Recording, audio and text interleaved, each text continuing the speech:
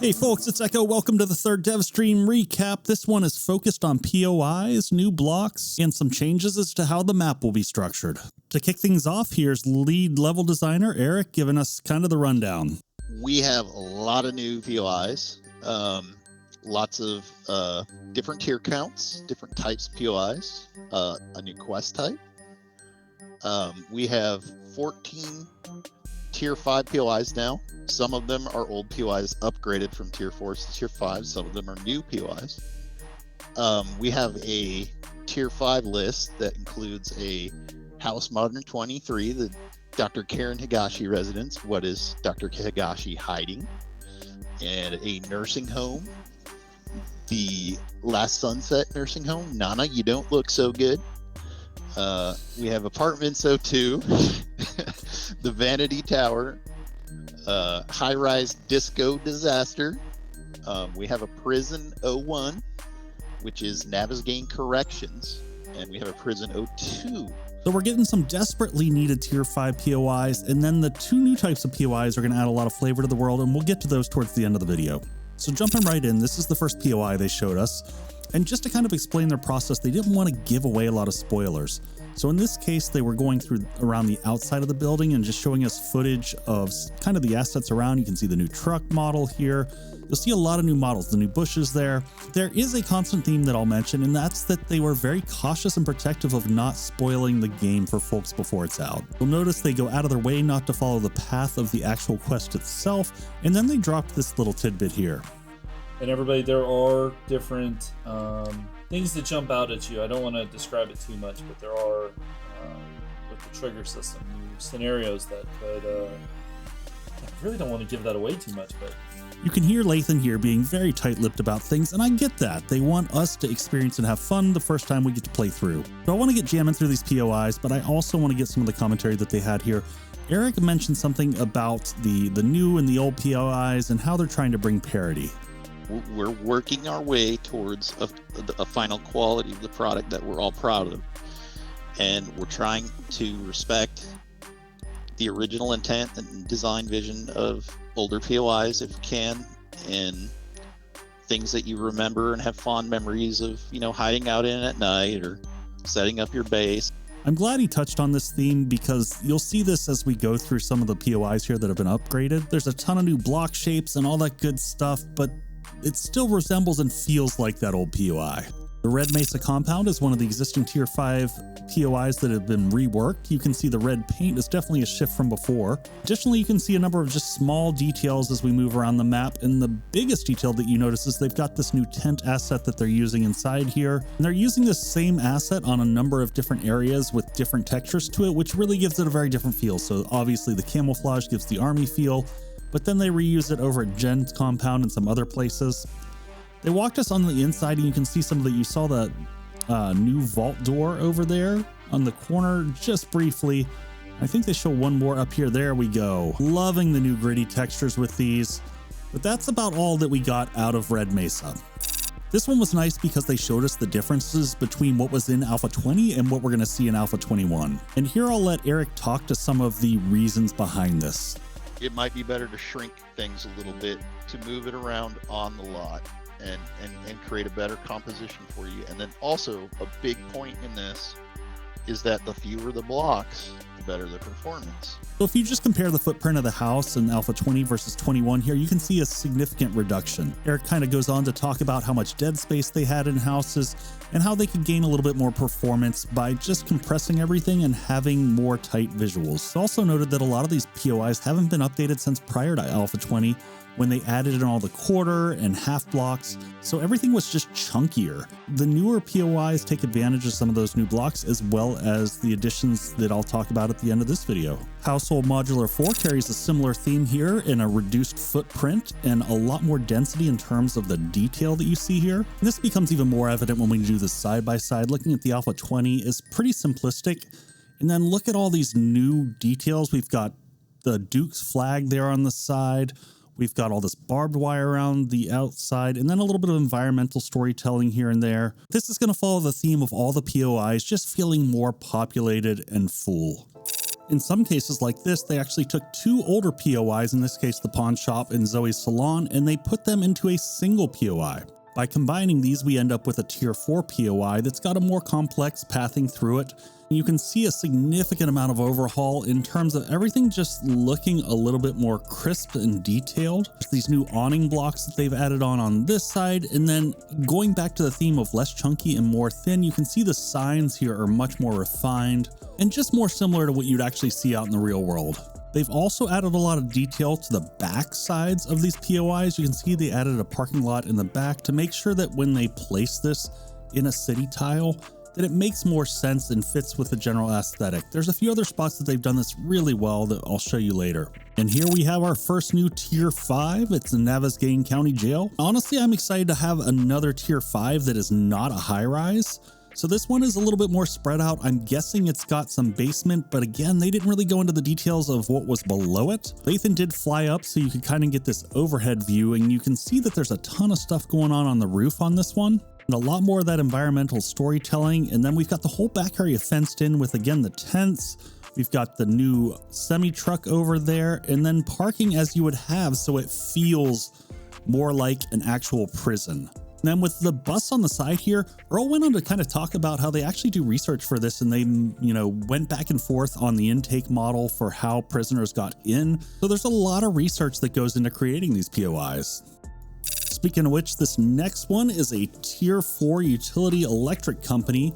And Earl gave us a lot of good details on this one, but this one is massive. He was noting it's broken up into kind of different areas so that they've got an office section that you go through, and then there's where they actually produce the power. And here's some of the detail on the research that he did. I had to do a lot of research on how these are in the real world. Even though we don't say 100% realism, I'll try our best to make them very believable. So I did a lot of referencing on the different components for these type of facilities, and I hope I did it justice with what we have here. But it takes you through the many different subdirections, and this is probably one of the first POIs that utilizes the new flame hazard that you guys became aware of. So now we're going to jump over into the POIs done by Hernan, and the first one that we have is Ranger Station 07. This is a rework of a POI that used to be a tier 2 and is now a tier 3. You can see that the tower in the center has been raised up, and you can see a significant amount of detail that's been added here. When you see the two side by side, it almost looks like the original version was kind of half done. So huge kudos on this overhaul. Good stuff. On the next one, Hernan walked us through kind of the story here of a building that had burned down from the side, and you've got the fire department and the paramedics here, and there is a crazy amount of detail that he did here on the kind of burned out inside of the building. If you've ever tried to design one of these POIs to look realistic, it's a lot of work that went into that. Last thing I'll mention for this one is it would make a great multiplayer base, more of a crafting base than a horde base, but could be really interesting.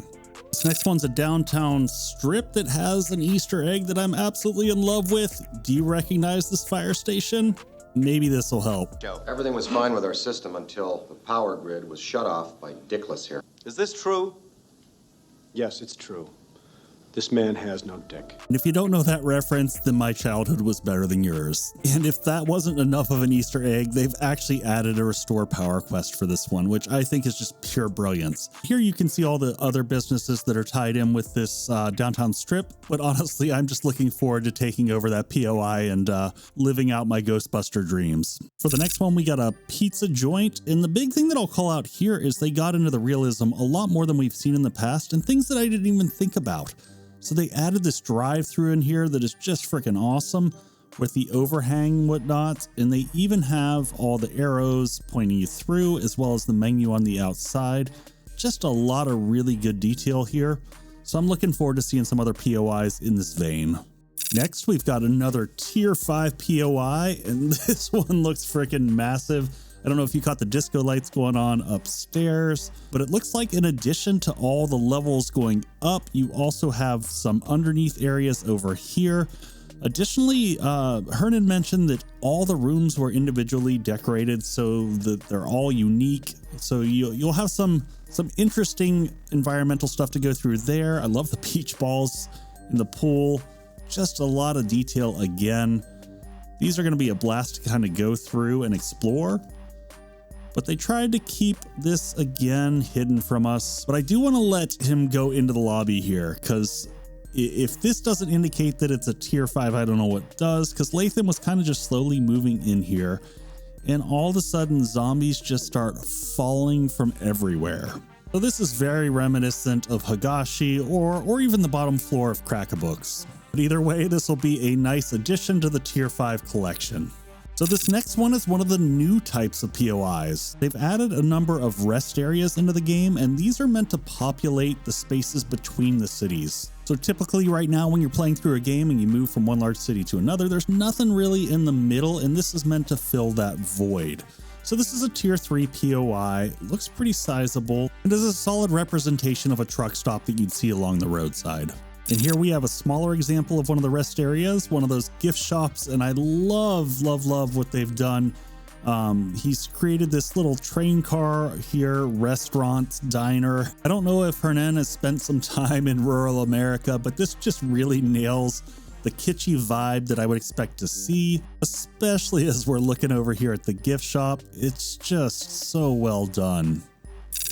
So the next set of POIs here are done by Brad Jacobs, and he picked this one out particularly not because it's a complex one or any unique bits here, but he showed the awesome environmental storytelling of a family that kind of showed up here, and you can see they're just getting their luggage out of the car. And unfortunately, there was some type of gas explosion in the house, and you can see it's blown the stove clear through the side of the house. It's taken out the folks who just arrived, and just again is giving life to these POIs and the stories that they tell.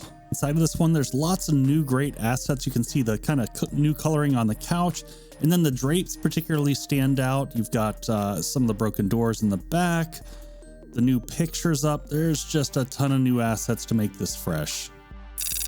So the next one here is actually a remnant rather than a questable POI, and Brad chose this one because he had heard from the community that a lot of people choose this as a starter base. So when he went to rework this one, he actually built it with that in mind. Also, I got to call out the new palettes here. God, these just look great. Check out the bags all over the place. Just adds a lot of character in.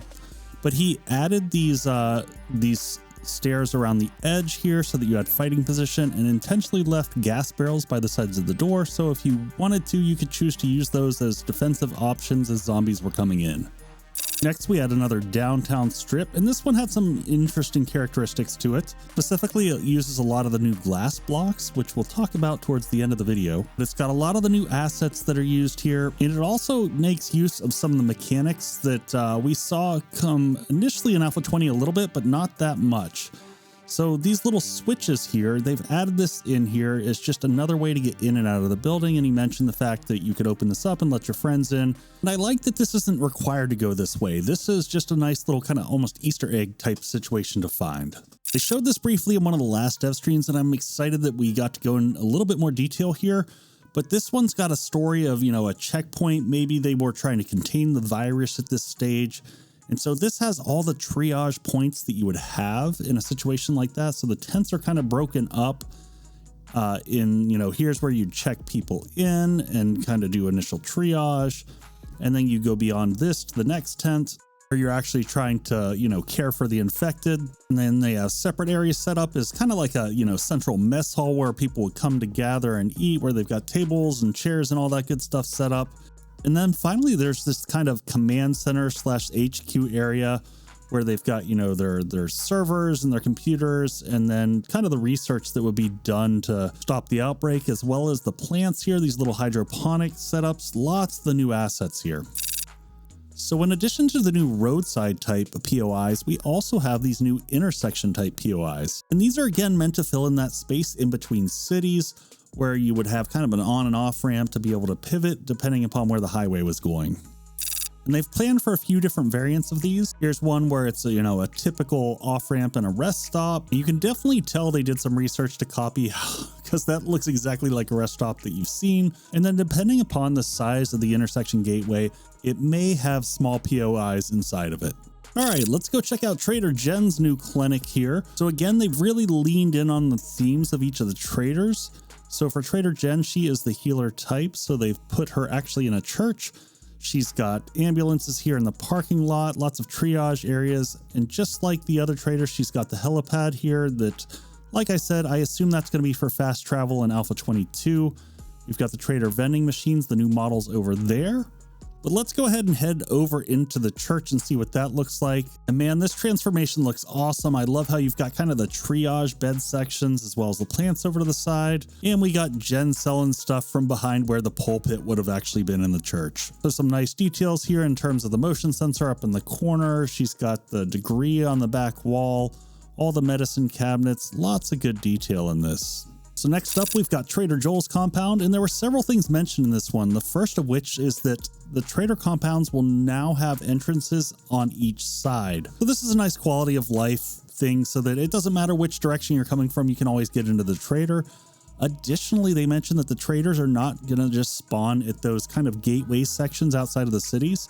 So they could spawn in rural areas, or they could just spawn out in the middle of nowhere land. So I like that because currently the trader locations are just very predictable. So that's gonna, give us some more to search for. So inside of Trader Joel's, who is our, armor guy, that's his focus. We've got armor and clothing all around the room here. You can see the commando armor on the mannequins over there, which is interesting. So we'll see if that comes into play. And I love the mantle over the fireplace there. I'm actually going to have to steal that. And man, check out the lantern just to the side of the fireplace. That looks fantastic. All right, so that is Trader Joel's joint. Let's go check out Trader Hugh. So I have to say, after seeing Trader Hugh's compound, this is the place you go to when the shit goes down, because man, he is stocked. So you can see he's got his watchtower up here. He's got a bunch of military vehicles. He's got the same helipad that everyone else has got. But wait until we get into the store here.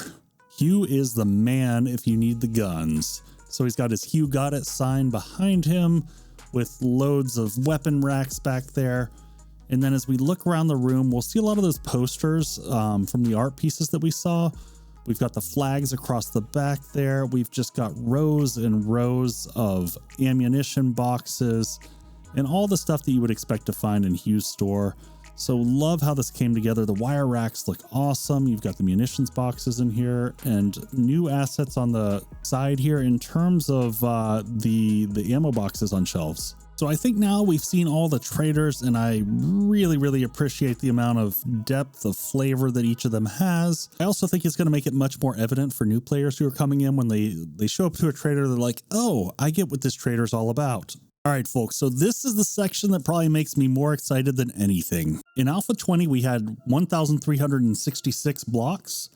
We are adding 692 new shapes that are all usable from the shape menu. That brings our total blocks up to 2,058. Now, with over 2,000 shapes, one of the challenges has been finding the ones that you use all the time, and I'm so happy that they have a fix for this. There is now a favorites toggle on the shape menu. So if you're looking at shapes all over the place, you can hit S and hit favorite. Then all you have to do is hit the little star up there at the top once you have some favorited shapes, and it will show you everything that's been favorited. This is going to be a massive time saver for me on my larger builds. One of the other big changes for Alpha 21 that's been hinted at was the changes in glass, and this has implications not just of aesthetics but also of performance. All the windows have been gone from block entities to block shapes. This makes it more performant in that they are all combined into the big mesh that makes up parts of the world, and they're not just thousands of entities. It also saves a ton of verts. The area where this was noted for the largest impact is going to be in the cities where you've got the skyscrapers and all the windows. But the other awesome thing about this is we asked in chat during the dev stream, and they did respond affirmatively that all these windows will be player craftable from the menu. So this alone is going to completely transform how bases look. So very excited to play with these. At the end of the stream, Earl came back on and talked about Navezgane updates. I'm not that familiar with Navezgane because I mostly play on random world gen, but I did want to show off this last little section that he showed because this is awesome. So this isn't a cave POI. This is a collapsed tunnel. And they didn't go into it because they wanted to save it for players to go into it. And they did say that this would connect to the other parts of the map. Wait, don't go quite yet. I've got some awesome news, folks. I've been grinding out content since Alpha 20, and I just got the exciting news from the Fun Pimps that I have been accepted into the Alpha 21 streamer weekend. So if you enjoy my content, consider subscribing, and that way you'll get notifications about when I'll be active that weekend, and you'll be able to see Alpha 21 firsthand. All right, folks, take care. Cheers.